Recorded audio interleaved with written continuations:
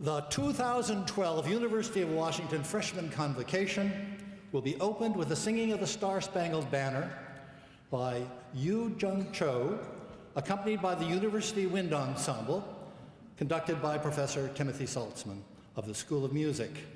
Ms. Cho is a freshman and plans to major in music and biology. The audience will please rise.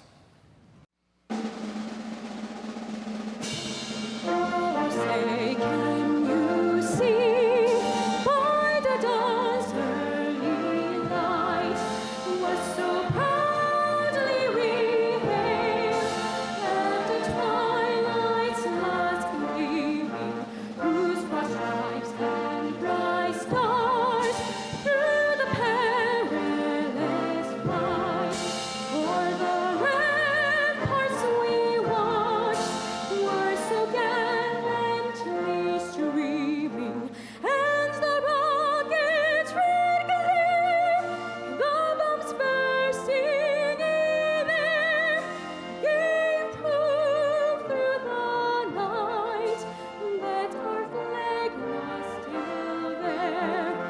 Oh, say does the star-spangled banner yet wave o'er the land of the free and the home of the brave?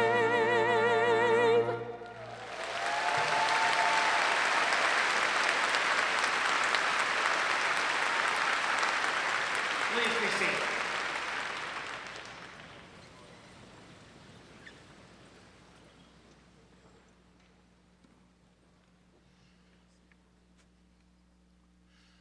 I'm Ronald Moore, the University Marshal.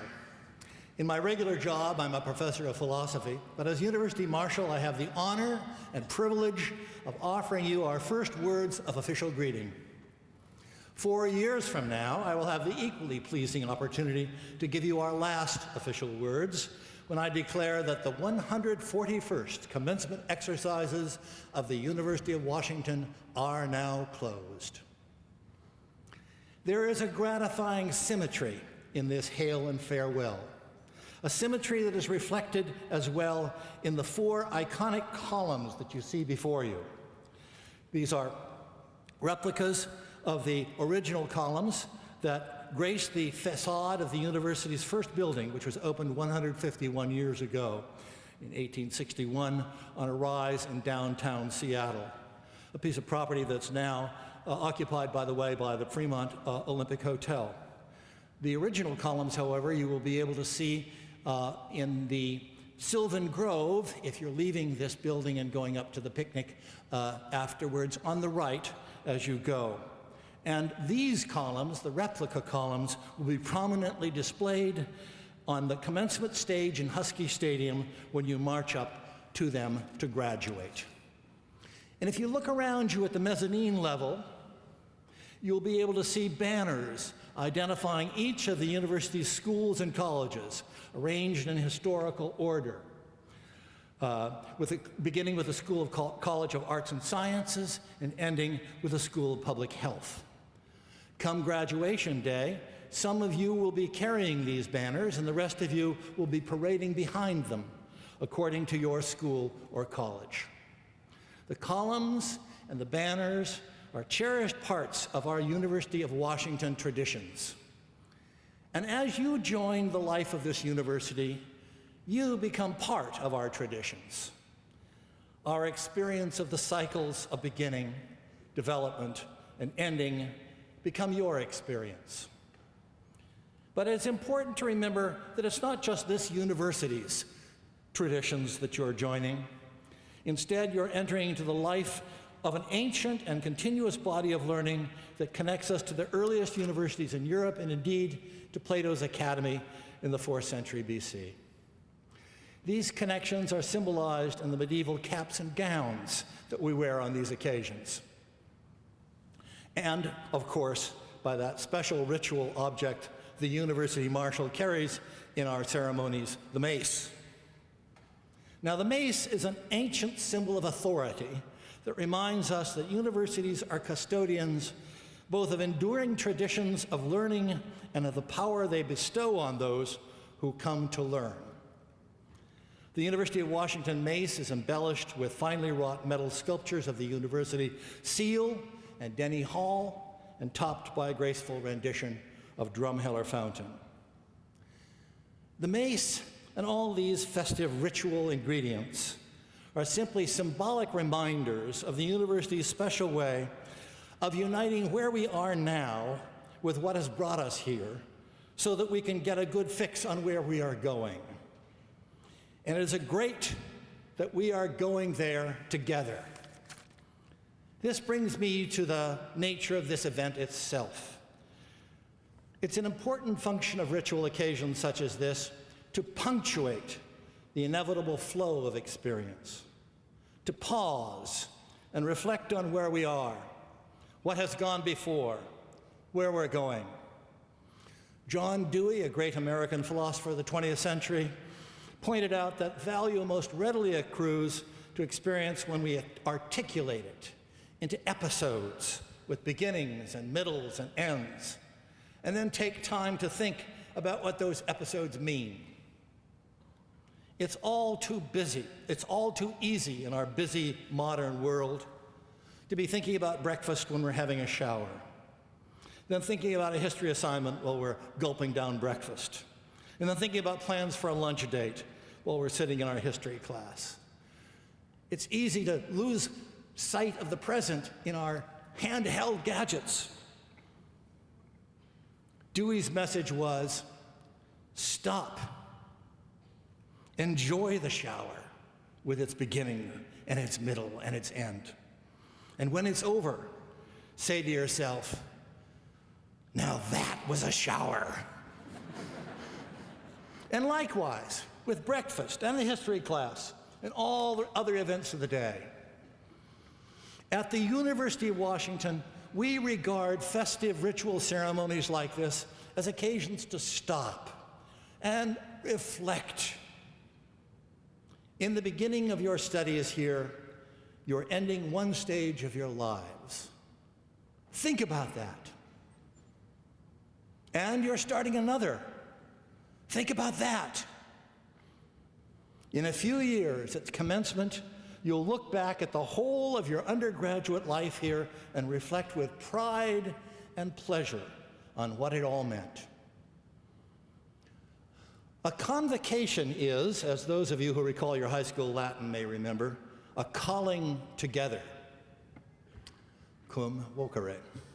Today, we call together our incoming students, their families and friends, so that we may celebrate with you the beginning of university education and welcome you all to membership in our campus community. By calling all of us, students, faculty, family, and friends, together in this place, we're underscoring a point of cooperation and mutual commitment. You, students and your parents and relatives, are now members of the University of Washington family. Like families everywhere, we'll be sharing our concerns, our affections, our aspirations, and our devotion to the project of creating a better world. We sincerely hope that these newly forged family connections will be lifelong bonds of friendship and allegiance. And we hope that you will always feel as proud and happy about us as we already feel about this outstanding incoming class.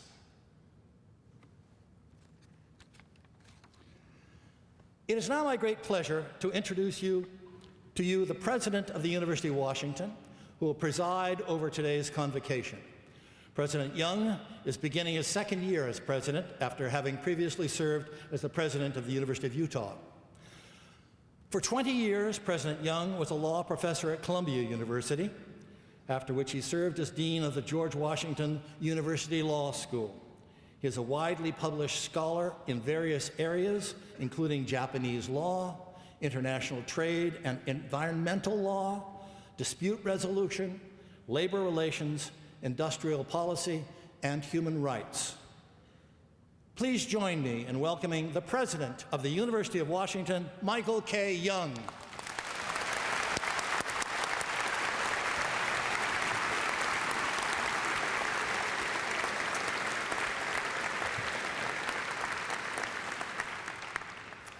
Professor Moore, thank you for that introduction and that rousing introduction to these ceremonies. I'm anxious to go home and retake my shower this morning.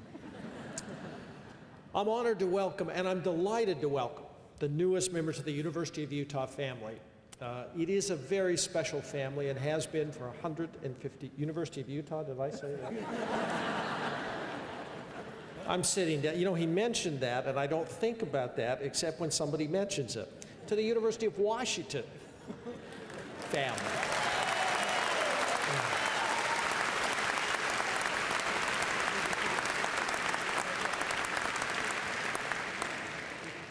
And just to be clear about this, I remind our football coach every year that there's really only one game he absolutely, under any circumstance, has to win, and he knows which one it is. This is a very special family, and you're here because we saw something very special in you. We'll hear more about some of your remarkable achievements in a moment, but I want to talk a little bit about the path that got you here today. It varies, and each of your paths was different from that taken by anyone else. But I want to assure you that we welcome those differences here at the University of Washington. In fact, we embrace them. Diversity is a core value and an ongoing priority of the university. It makes us stronger, more innovative, and better able to respond to the challenges of the day. But as much as we value our differences, I want to point out a few things we have in common as well. One is that you've all arrived at the same exact exciting point. The threshold of what I promise you will be a tremendous, transformative experience at the University of Washington. This is a turning point in your lives, and we are excited and honored to be part of it. And two, you did not get here alone. Each of you has someone, more likely some group of someones, who has supported you, believed in you, encouraged you to pursue your dream of a college education. And many of those people are here today with us. Parents, family, friends, you have done an exceptional job as well, and we want to recognize you for it. Thank you for bringing these extraordinary students to us.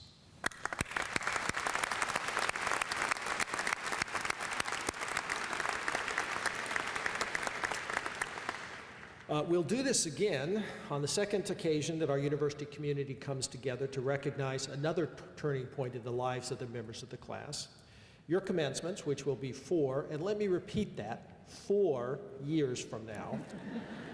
Those of you who think it's 4 years in a victory lap, I want to disabuse you. It is 4 years. That this is just one of the many traditions that have been forged during the University of Washington's 150-year history. Now it's your turn to carry out those traditions and become part of that rich history of this extraordinary university, and I look forward to join you in that journey over the next 4 years. And those of you who are transfer, 2 years. Do I need to say that again? 2 years. I'd now like to introduce our stage party today, beginning with our regents, and ask our regents to stand if they would. The university's Board of Regents consists of 10 citizens of the state who are appointed by the governor and confirmed by the state senate. These extraordinarily dedicated men and women devote many hours each year to the welfare of the university. 7 of our regents are with us this morning, and I'd like to introduce them. Regent Joanne Harrell, who is chair of the Board of Regents, Regent William Eyre, Regent Christiane Blake, Regent Sally Jewell, Regent Patrick Shanahan, Regent Herb Simon, and Student Regent Christopher Jordan. Ladies and gentlemen, the regents of the University of Washington.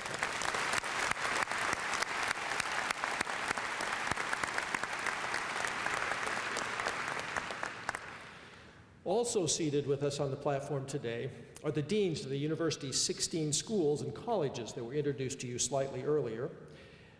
Each of those is with us in the senior administration, leadership of the university, faculty members, representatives from the student body and student leadership, the Faculty Senate, and the Alumni Association.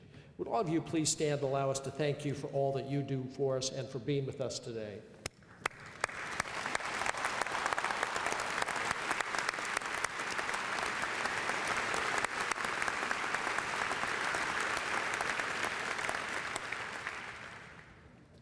Now, I mentioned faculty members. I want to note they did not stand. They are a shy, retiring group, as you will discover, but we are deeply appreciative of the extraordinary work they do. So lastly, please join me in thanking School of Music Professor Timothy Saltzman and our student wind ensemble who played such wonderful music today.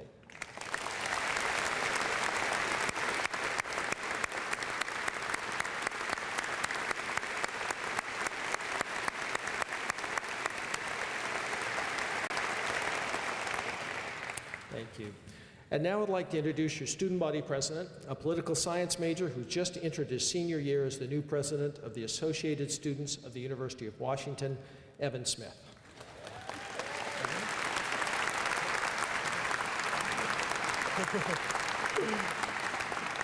Thank you, everybody. I proposed earlier doing a chest bump with President Young, but he was afraid he would knock me off the stage, so we resorted to a fist bump instead. Thank you very much for giving me the opportunity to welcome you all here today. It's an absolute honor. Looking out among the faces, it's going to be one heck of a class. My name is Evan Smith, and I am your student body president. The Associated Students of the University of Washington is the undergraduate student government on campus. We work all year long to ensure that your university experience is the best possible. We put on relevant programs and serve as your representative voice both on and off campus. We offer many opportunities to extend your learning outside of the classroom, and we welcome you to join us. When I was invited to address you today, I thought seriously about what it is I should be telling you. For better or worse, my gut reaction was to try to give you the best advice to avoid getting in trouble with your RAs. Not that I have personal experience, but I figured that I'm here to tell you, what it truly means to be a UW student and how you can take advantage of all the incredible opportunities that are available to you here on campus. Now, I'm sure that you've been inundated with the message that to make your mark on campus, there are so many things that you've got to do and be a part of and seek out. But I'm here to tell you that being an undergraduate and being at the University of Washington, some of the best lessons you'll learn and opportunities you'll discover come from taking risks and making mistakes. And I wouldn't be at this fancy podium wearing this crazy robe thing if I hadn't gone out on a limb and tried some new things. And I'd love to share with you a little bit about my experience here at the UW and what I think the undergraduate experience is all about. When I first came to the UW, I was torn between studying business and political science.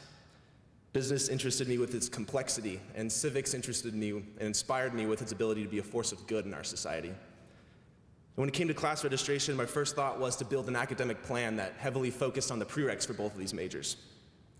But I ended up getting some advice from an upperclassman. He said to me that your first 2 years in college are there for you to explore. So I took a leap of faith and I signed up for an intro psychology course that had nothing to do with my academic plan or my track. And it ended up being one of the best academic decisions that I've made so far.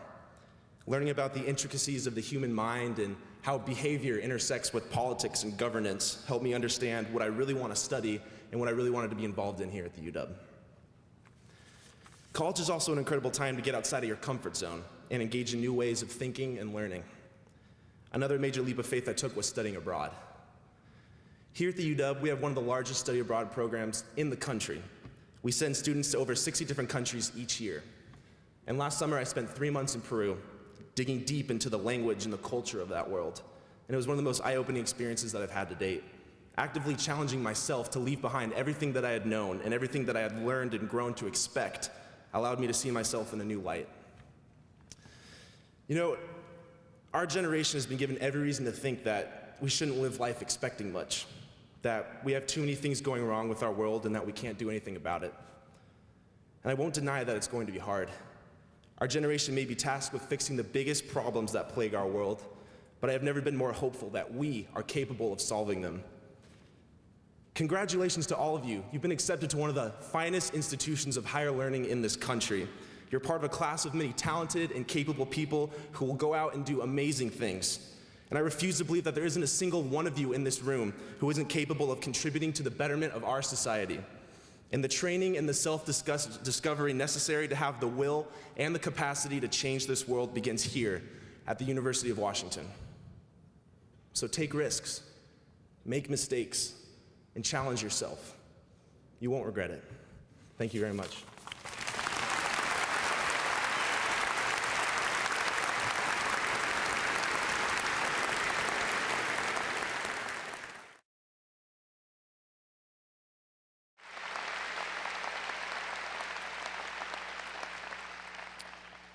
Evan, thank you. One of the things we want today is to introduce you, the freshman class, and entering students to our faculty and deans in the university community. At the same time, we want to tell them a little bit about you. There's probably no one more familiar with our freshman class than the Dean of Undergraduate Academic Affairs, Dr. Ed Taylor. Dean Taylor is a graduate of Gonzaga University and received his PhD from the University of Washington. He's been a member of the faculty in the College of Education since 1994. Please join me in welcoming Dean Ed Taylor.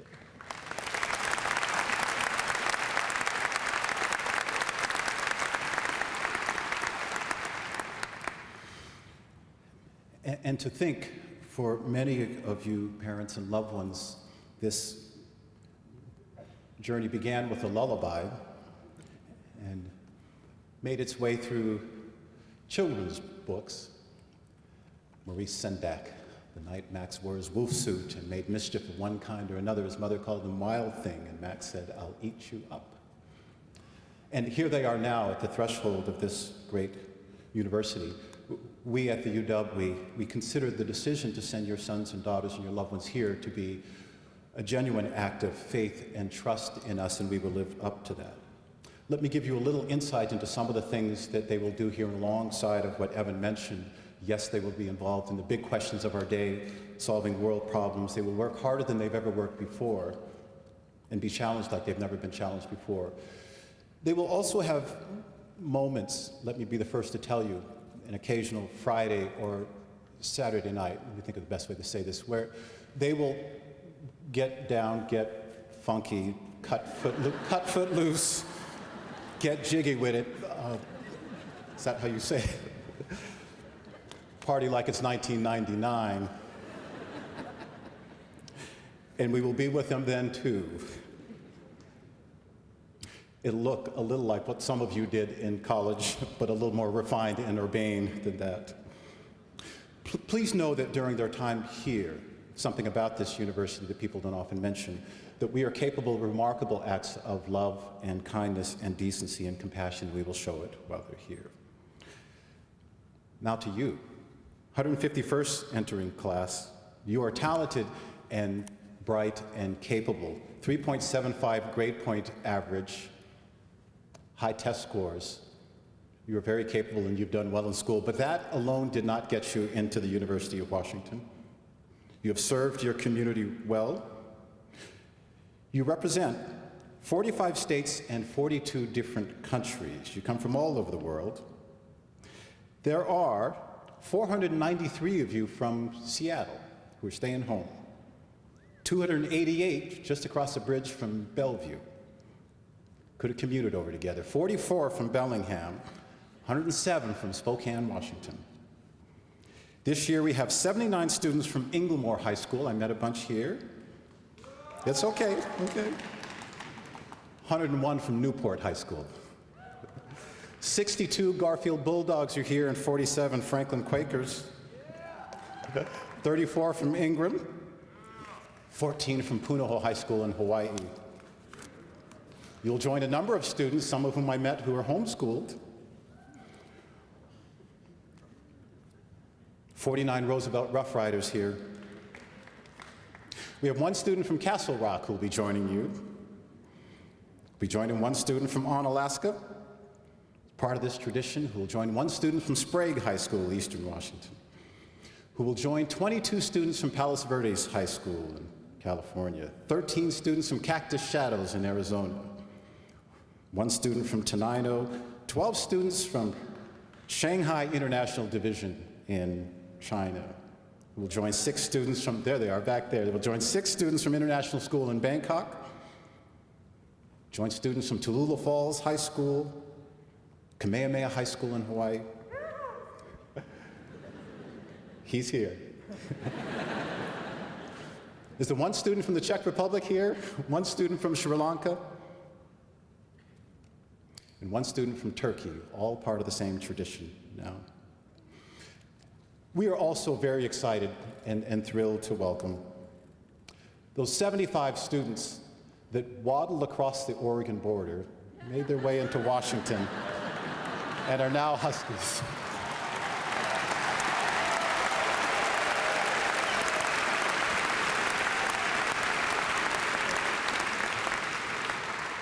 What excites us even more, 11 students had the courage and sought higher learning and justice. Put a stake in the ground and said, we want to go to a bowl game someday. Came to the University of Washington, left Pullman High School, and are now Huskies.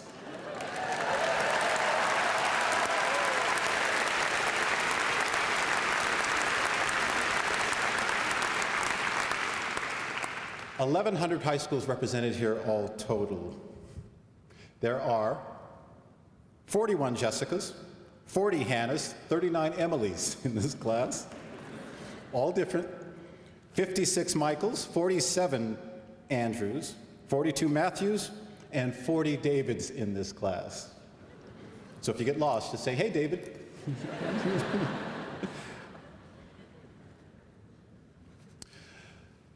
I talked to some of you about the music that you listen to. Heard something about K-pop, something about Gangnam Style, and I was told to do this. I don't know what it means, I was just told to do it. Whoop, whoop. Some of you still listen to J. Beebs and Call Me Maybe. We welcome all of you, no matter what you listen to here. We'd love for you to entertain a little Motown, but you may not be ready for that. Students from Kuwait, we welcome you. Morocco, Jordan, we say ahlan wa sahlan, welcome, you're part of the family now. Students from China, we say Huan Ying, welcome, you're part of the family now. Students from Mexico, Argentina, Spain, and Colombia, we say bienvenidos, you're welcome, you're part of the family now, welcome to the university. From Senegal, we say non gadef, welcome, you're part of the family now. Students from New York, that whole stress thing you've been doing, forget about it. Welcome to the university. Let me end on a final note, and if I might ask everyone around, and let's create a metaphoric circle, to please stand up. You stay seated, and everyone around to please stand up. And President and members of the stage, if you would mind standing up as well.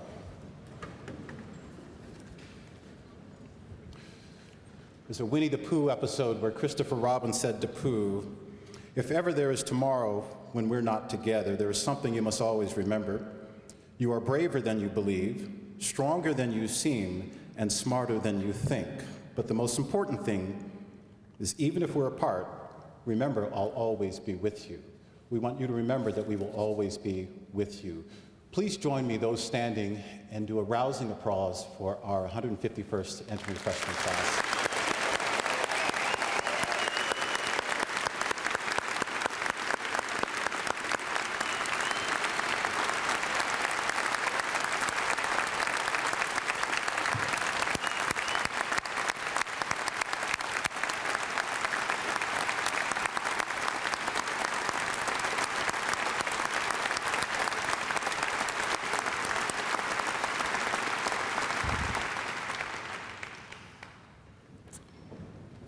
Dr. Taylor, thank you. I do worry slightly that you've gone over to the dark side, but thank you nevertheless. Well, we've learned a good deal about you, our incoming class, and now we'd like to introduce you to some of our faculty members who will be your teachers and your mentors over the coming years. They are experts in nearly every imaginable field, and every day they're engaged in research and scholarship that is quite literally changing the world. And I must tell you that one of the great privileges of my life is to be a member of this great faculty. The person who knows our faculty best is our provost, Dr. Anamari Kase. The provost is the university's chief academic officer and the person who works most closely with the dean and the faculty to shape your academic experience. Dr. Kase is a professor of psychology, has been on the faculty of the University of Washington for over 25 years, and was previously the dean of the College of Arts and Sciences. Please join me in welcoming our provost, Anamari Kase.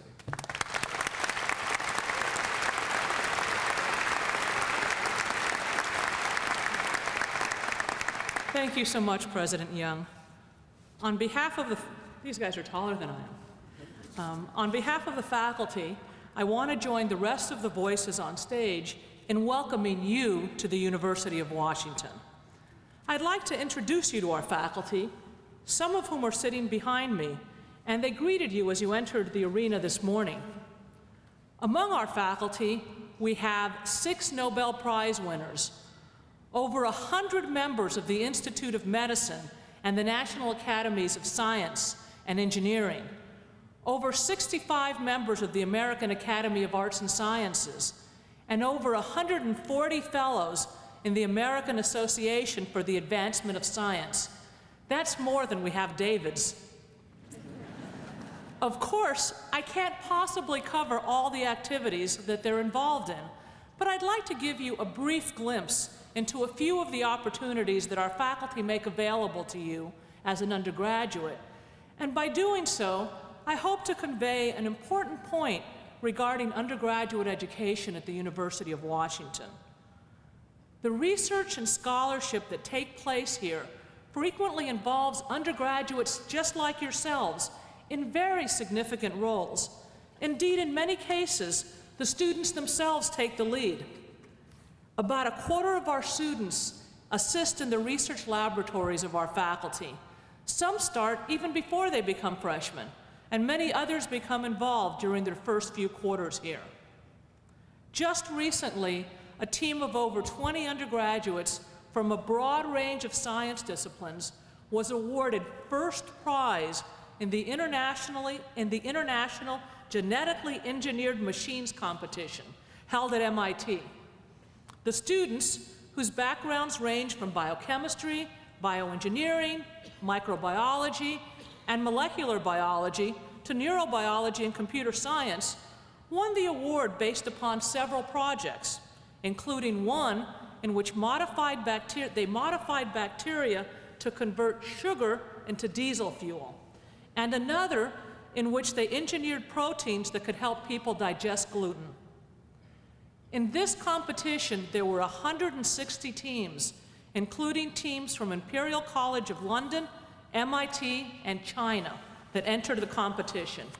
And who won first prize? The University of Washington.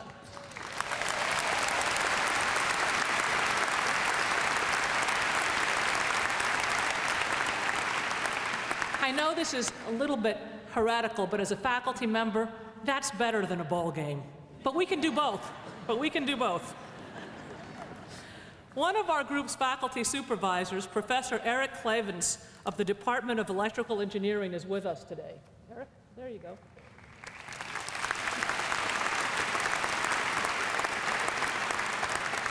And we also have several students in the award-winning group with us today. Would you stand?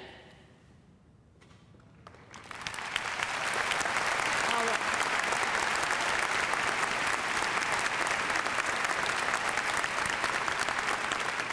Totally terrific. Another faculty member who's created an amazing program for undergraduates is Anu Taranov.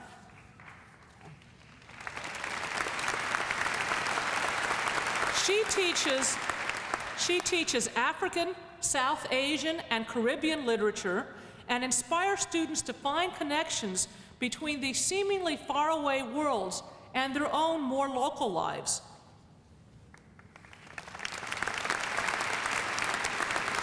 Each year, a group of students under her guidance spend 4 to 5 weeks in Bangalore, India, which is known as the Silicon Valley of India. There they meet with organizations and activists who are addressing issues of social justice, activism, and human rights, and they learn about economics, cultural and social change that the region's international high-tech industry has brought to all levels of society.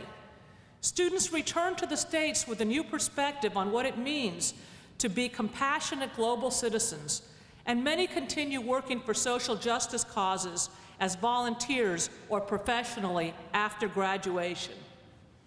That is also terrific work that you can participate in.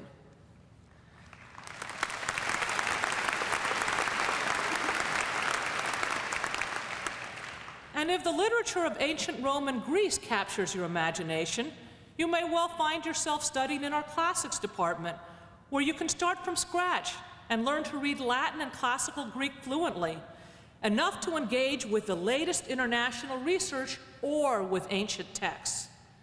2 recent undergraduates were awarded the Mary Gates scholarships, which I'll tell you about in a moment, to pursue research into mythological time travel in the epic poet Virgil and the vocabulary of urban space in Roman love poetry, the old and the new, taking them in, mixing them together. And they did so under the guidance of Professor of Classics Stephen Hines. Professor Hines, will you stand?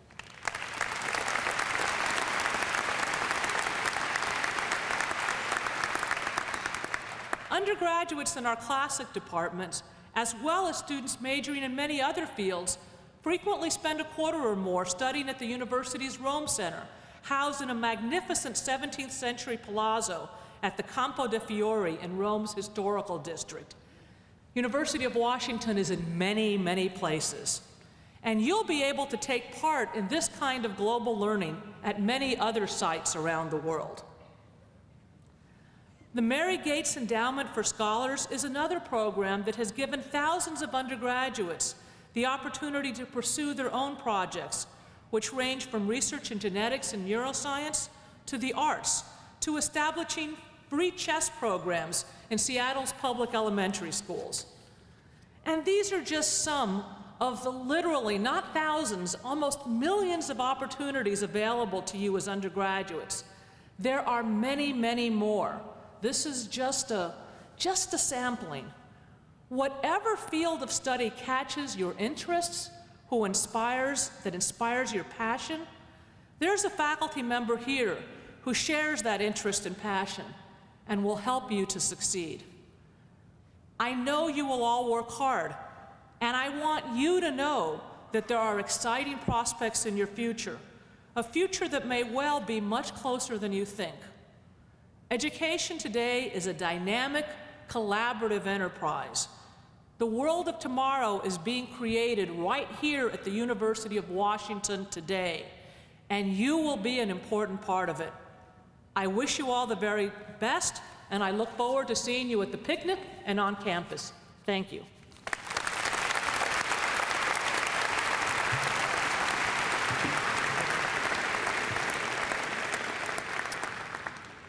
Dr. Kase, thank you. What a privilege to be part of this great faculty and to provide those opportunities to you. Mighty are the men who wear the purple and the gold. Joyfully we welcome them within the victor's fold. Now, some of you recognize this song from the Husky Fight song, and you may have been singing this in your car seats as toddlers on the way to Husky Stadium for tailgates. More likely, most of you have seen these words for the first time as they're included in your freshman orientation pack. That's okay. As my esteemed colleagues will attest, it took Marty and me over a year to learn the strange lyrics and the unusual meter of that song. But it is our song, and now it's your song, and it bears repeating. Mighty are the men and women who wear the purple and the gold, and joyfully we welcome you within the victor's fold. Welcome to the University of Washington. The fact that you're here and chosen from a very large pool of applicants to attend one of the nation's truly elite schools tells me that you already know what it means to wear the purple and the gold.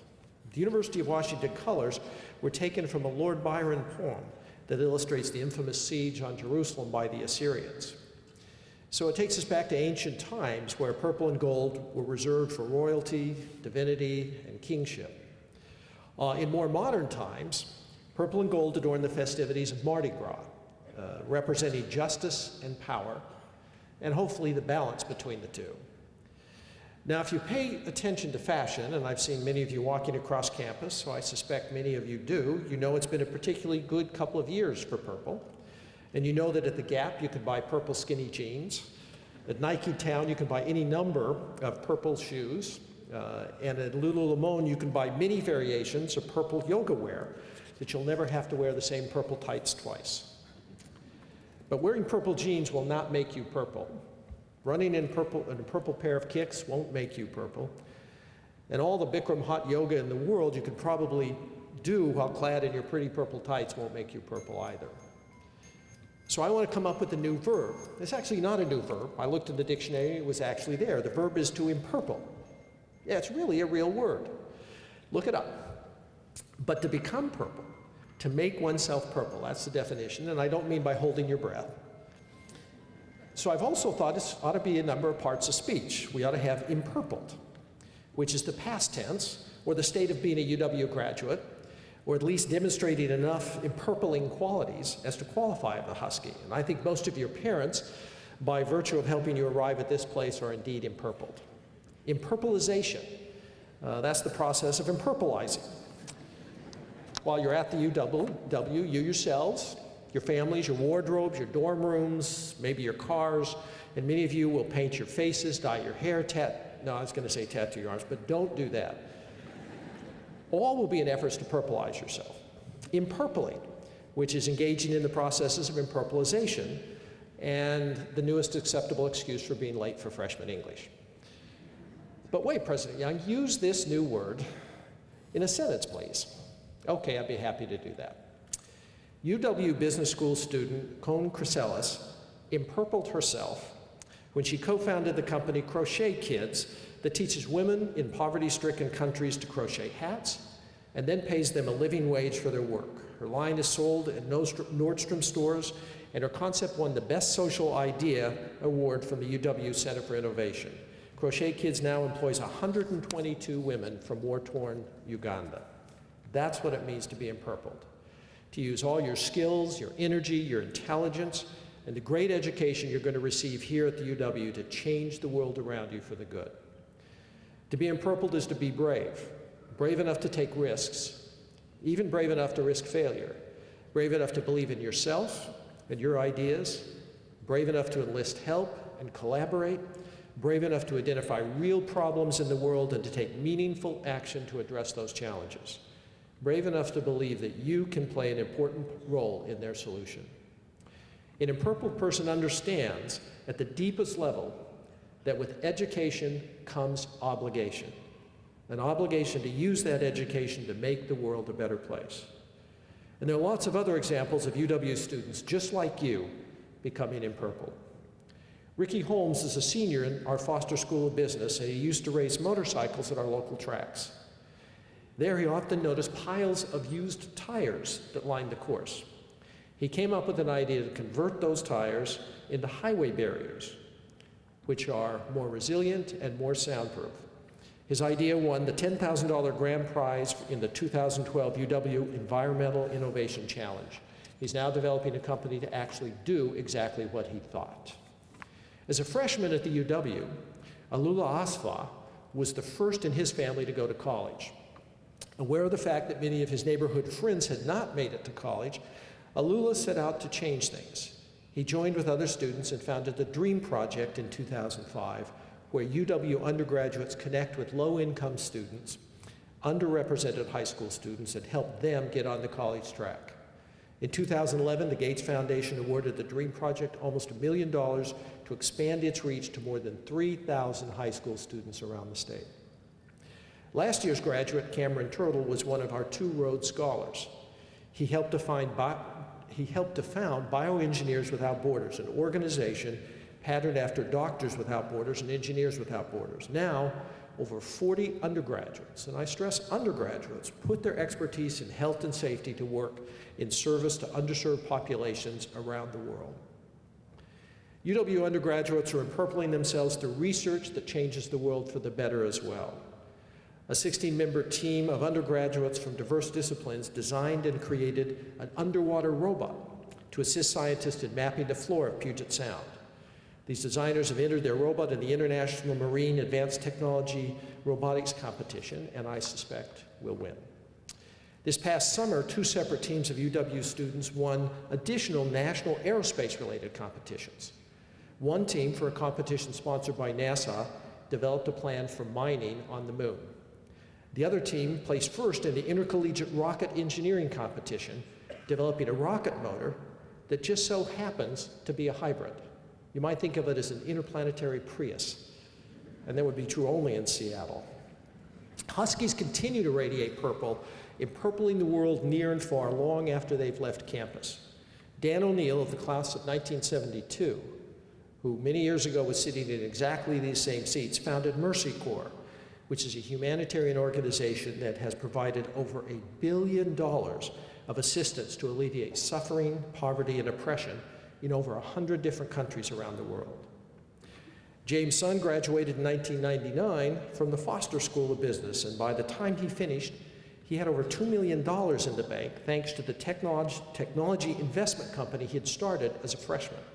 He's gone on to use his money and his knowledge to develop several additional companies that provide valuable technology-based services and employ literally hundreds of people. George Jeffs is a double dog from 1945 and 1948, and was one of the few visionaries that considered spaceflight to be a genuine possibility. A renowned engineer for the Apollo mission to the moon, he was part of a team that raced the clock to save the crippled Apollo 13 mission. And more recently, following in his footsteps, Bobek Ferdowsi of the class of 2001 made headlines as the flight engineer for the Mars rover landing. You may better recognize him by the label bestowed by the press, Mohawk Guy. You know, as I reflect on these stories, I actually realize that I may have been, even myself, a little limited in my vision of what an empurpled person can do. I've been telling you that Huskies changed their community and changed the world, but I guess in the case of these last two examples and the two student examples I mentioned, the Huskies' reach might even extend beyond our planet. Your presence in this pavilion today tells me that you already have a strong concept of what it means to be purple. You undoubtedly had a broad array of great universities from which to choose, but you chose UW because you were already purple. I know this because I get to read some of your admissions papers, and I know that most of you have already been involved in entrepreneurship, foreign study. I know that many of you are world-class athletes and mathletes alike. But I also know that you've used your vision, your energy, your skill, and your hard work to make the world a better place. You've served your schools in student government and in an incredible array of student organizations.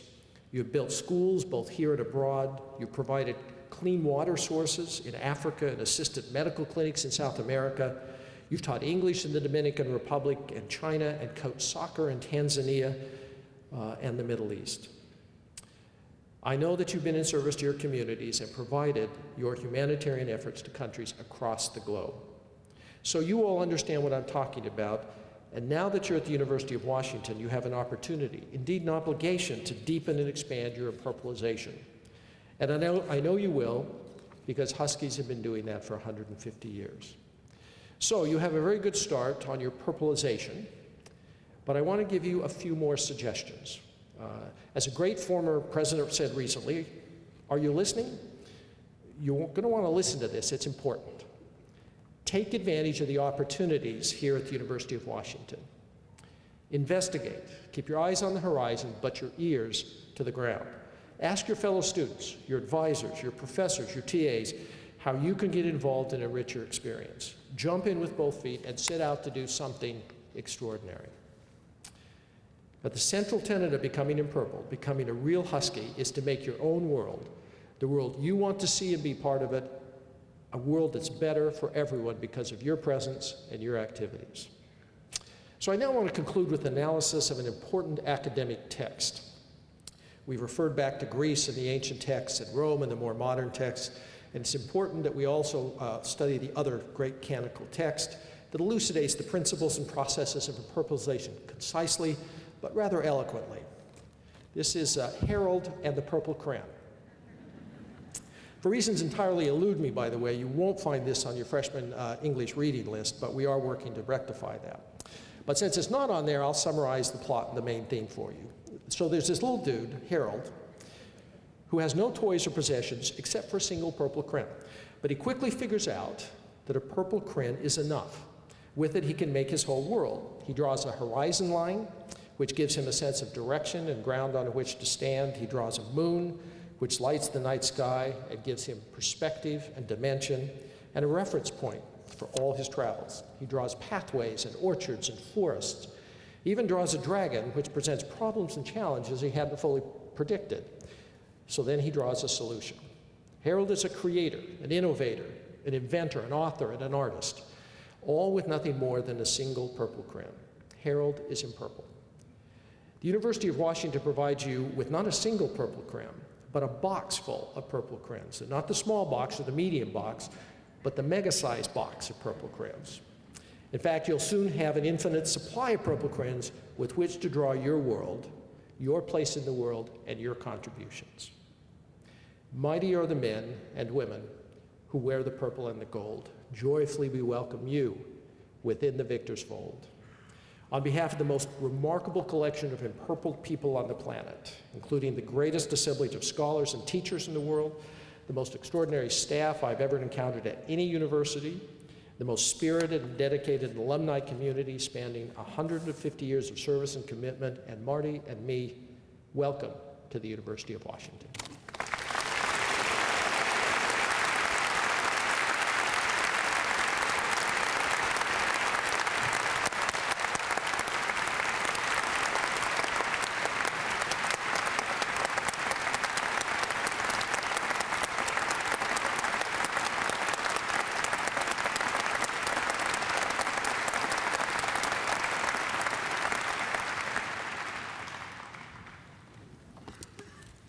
The University of Washington Men's Glee Club, under the direction of Professor Stephen Demarest of our School of Music, will now teach us the school song, Rise Up with Pride for Washington.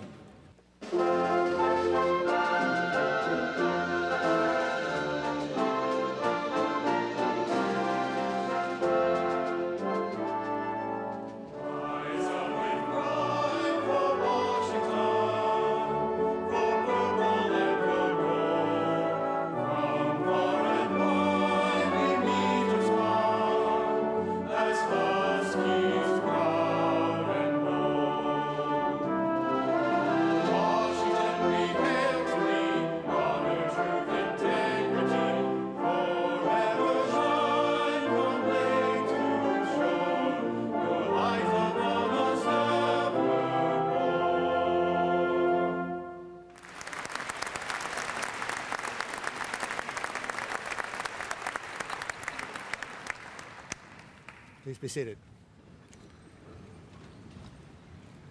What a wonderful way to begin the academic year. On behalf of the university, I'd like to thank our honored guests and all of you who have made this day so special. The audience is requested to remain seated until the completion of the recession by the platform party. The 2012 Freshman Convocation of the University of Washington is now closed.